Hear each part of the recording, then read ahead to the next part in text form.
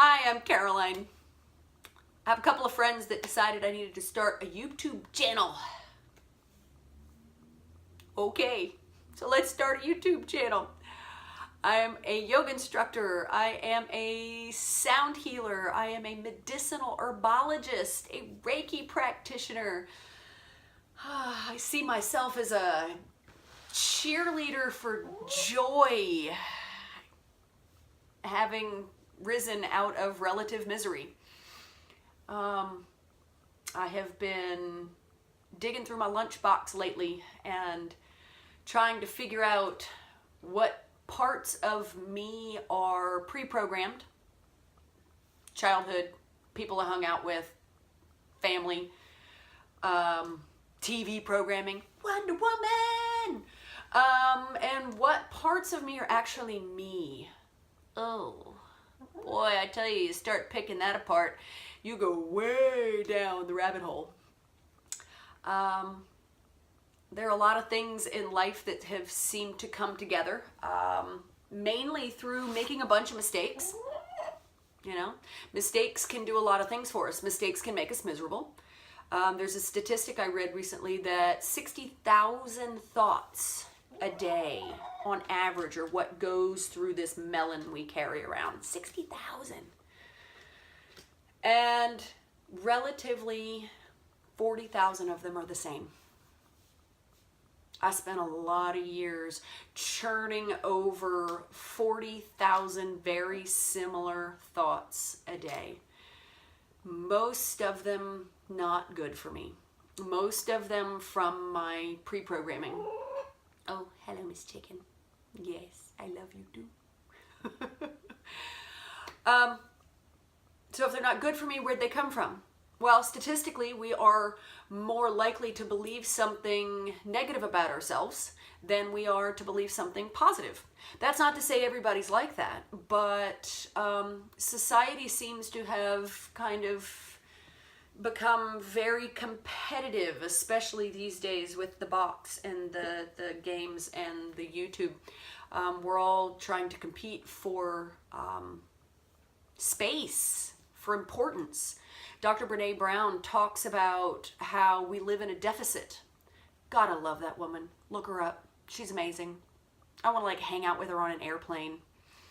Even though she says when she's a shame researcher, people don't want to talk to her anymore. Oh, I will sit around and talk about some shame all day long.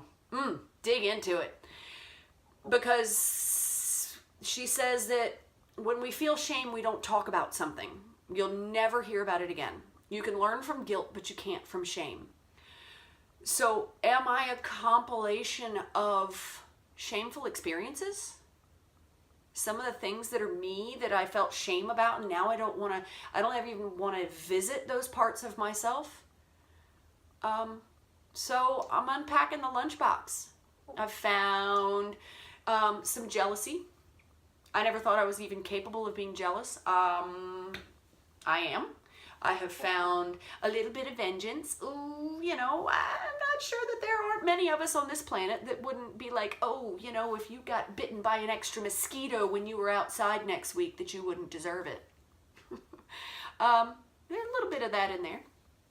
What I do know is that for decades, I wanted to live a joyful life. And unfortunately, because of the things I believed about myself and the things that I was then putting myself through, being reactionary instead of actionary, joy was fleeting instead of a constant. So I had a major life happening. I had a little girl. And I realized what true love was. Now, I was so sick while I was pregnant, there was no joy in that. Oh my God, throw up 4 to 7 times a day and pee in your pants almost every single time. It's rough. It's rough. You know, even the anti-nausea medication cuts it down to once a day. It's still rough. She was chronically ill once she was born. That went on for a couple of years. We finally figured it out. You know, so joy it was like a little seed in there that kind of blossomed as I got to know this little kid. And the more I got to know this wee little person, the more I realized I didn't know a lot about myself, and that I didn't like who I was looking at. And then how was I supposed to teach her to love herself if I didn't even like myself? And I was a yoga instructor. You know, everybody goes into yoga class and goes, oh God, teach me things, lead me to the light. Needless to say, I didn't teach much yoga. I loved it, loved it. It became hard to teach because I was a little dark inside. So I made some massive mistakes. Resulted in an ugly divorce. We've been digging ourselves out since then. But in the digging, I realized I wanted to dig for more joy, dig for more life, dig for the things that made me me, because I was making other people miserable. And the more I dug, the more I realized I was just really pre-programmed. You know, we can dig into all of that later. But until we unpack the lunchbox, we see what we're working with, we then inflict that on other people because we really don't know any other way to live. So I decided I was going to figure out how to live. I was going to figure out how to be more joyful, and then therefore, hopefully coax a couple other people to come along with me. I went from teaching a couple of yogis a week to now several hundred yogis and weightlifters and cyclists alike. Actually, none of them are like, whoa, not a single one of them. God, I love them. And by building slowly into a community, I mean, I rolled into one and then found that was, oh, there's joy in that. It was like a big steamroller that just kept moving and kept moving. And now it's like I walk into these rooms of people motivating people before I even arrive. They greet each other. They introduce themselves. We've created a culture in these classes, in these gyms, in the little yoga studio that we have out back, where people no longer want to be alone. We all recognize that we're all very different. But then psychological responses to things, researchers have found, are all very similar. So we're all very, very similar in a lot of ways. And so we've learned that we can come together in community, in our, get the tribe together. Yes! Come together a couple of times a week and work through some of the junk. Sure, let's take out some of that and figure out what it's doing for us. What's pushing me into frustration, what's pushing me into anxiety. But then kind of rise above that. Let's take that snow globe, let's shake it, because Brene Brown says as long as we are of relatively capable mental processing, we are all capable of joy. Yet it's fleeting for so many people. Now we're learning we come together in community. Ooh. And there's joy seekers coming together with other joy seekers. And folks that are coming in not just to say, well, I've had a hard day, so I think I'm gonna do some yoga. Because we're there for that too, absolutely. But it's, I've had a hard day. God, I haven't seen my joy self all day long. Oh my God, I miss me. Oh, I miss my spark, I miss my fire. So how do we find that? So this is what I plan on talking about. I plan on talking about joy. I plan on talking about shame. I plan on talking about the things that drive us. I plan on talking about poop, constipation, the things that we eat. Ooh, don't mess with what I eat. Oh, it's part of me. It's what makes me me. I'm a foodie. Dude, I love food. It can make me happy and it can make me equally as miserable. So yeah, I'm going to talk about constipation and how it's related to the things we put in our mouth and how it's directly related to the fact that 90% of your serotonin is made in your gut, not in your head. And it is one of the things that is directly related to your sense of well-being. And if we're drowning ourselves in things that aren't good for our bodies, how am I supposed to feel well? I can go to all the yoga I want, eat macaroni and cheese afterwards. Well, for some of us, we can do that. For those of us with eczema and psoriasis and chronic diarrhea or chronic constipation or migraines, joint pain, we got to start looking at diet. It is really, really easy to get into the yummy things that are not necessarily good for us. I've learned that the hard way. And that's how I got into being a medicinal herbologist. So we're going to talk about all these things and how it's all part of the cosmic snow globe that is me.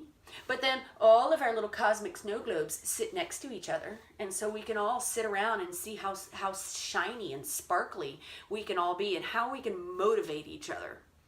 Because yes, it's awesome. I can motivate myself, but not everybody can.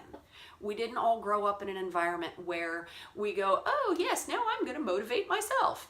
That's a foreign concept to a lot of people. And I get that.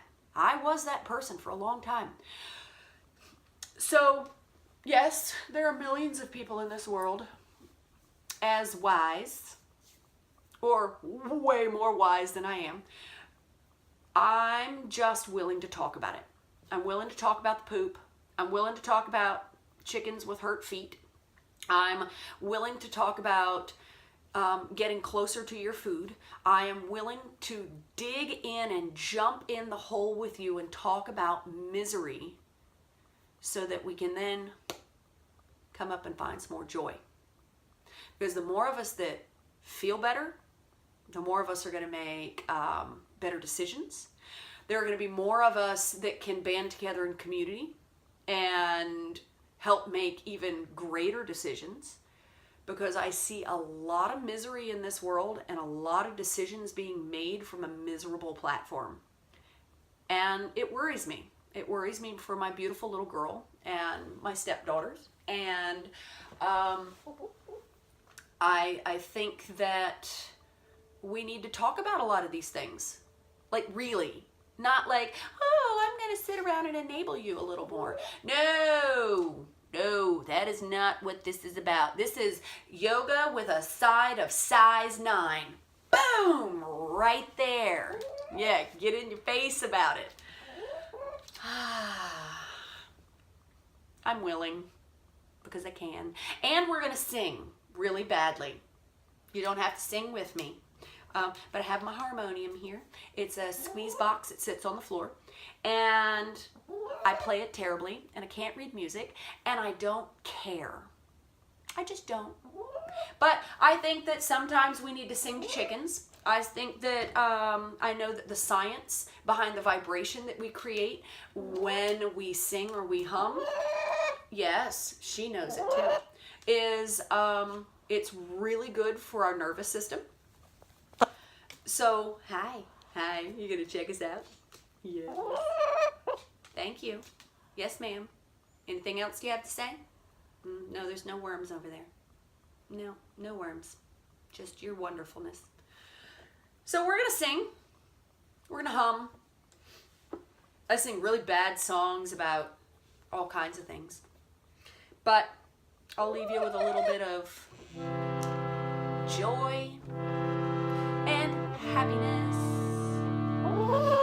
and all the things that the chicken wants to peck the screen for.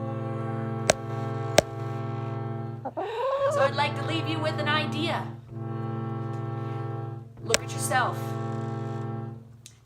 Check into how maybe you were pre-programmed. Who did the programming?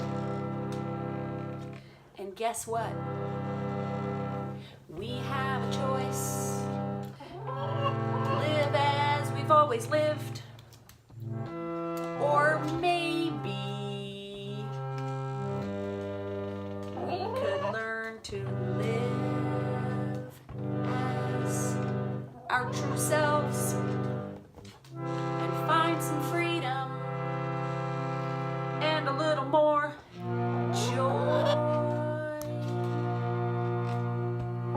Why did the chicken cross the screen? We'll never know. Find yourself some joy. We'll talk about it some more. Namaste.